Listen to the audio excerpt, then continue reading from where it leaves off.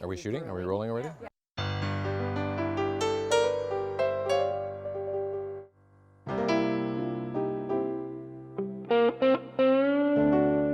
St. Elsewhere really changed the face of television drama. To what extent were you aware of that at the time?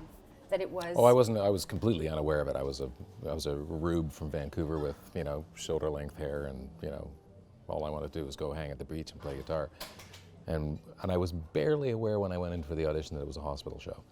Oh, okay. But the scripts are great, and in spite of the fact that they let me have a mullet, which now seems like a terrible idea.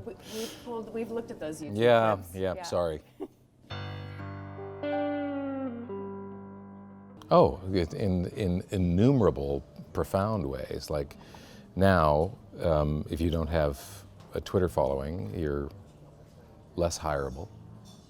And I don't, because I just don't, I just can't imagine being saddled every day with coming up with 5 different points of view on whatever is happening at the moment. I just don't want to put myself through it.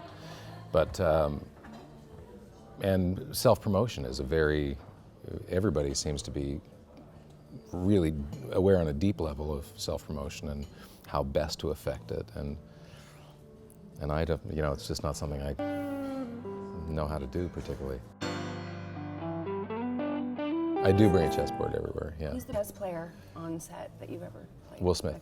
He slapped me, just swatted me from one end of the board to the other. Although there was a guy, I was playing an extra in a movie called, that I did with Annette Bening, called, Being Julia, yes. Crazy actress, right? Right, and so we're in Budapest, and we're in this great big square, and there's a huge crowd scene, and everybody in Hungary plays chess, right? So I was playing with an extra, this old guy, and I had my board, and he beat me, and then he beat me again, and then he excused himself. Well, he didn't speak any English, and there's a crowd had gathered around, and watching this guy play this actor, and he walked through this crowd, this extra walked through the crowd and went right to the director, István Szabó, and said something, and came back and sat down, and we played again, and he beat me, and then he beat me again, and then it was time for me to go to work, and I asked István the next day, I said,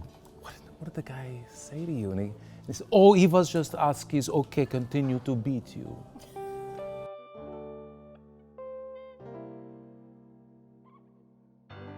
You pay more than lip service to working with the Canadian film and talent. Why is that important to you? Well, it's nice to come home. It's nice to tell Canadian stories. It's fun to tell Canadian stories, and Strike particularly I'm really looking forward to. And this little movie I'm doing with Jerry Chakaridi and Leslie Hope next week, Exposure, is really interesting. I mean, no money, our own wardrobe, no dressing rooms, no nothing. That takes you back, your own wardrobe. I've seen you in some of the...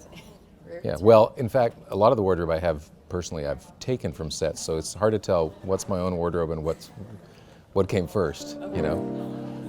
The chicken or the wardrobe. I was like, okay, you're going to be in your underwear for a month, and what are you going to do about it?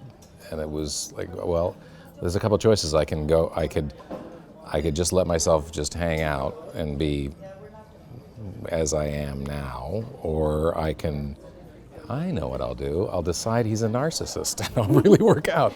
And it worked for that character that he was narcissistic to the nth degree. But the men, we don't face the kind of pressure that women face in terms of looking presentable in a negligee. We're always dressed up and concealing our age. At the same time, well, if we're really, really out of shape, then we're really out of shape. And it's not good for us to be out of shape. So on a certain level, we're being asked to go, well, it's fine to be totally out of shape. Well, yeah, it might be fine now, but 30 years from now, when you're getting diabetes and your knees are sore, it might not be so great. So.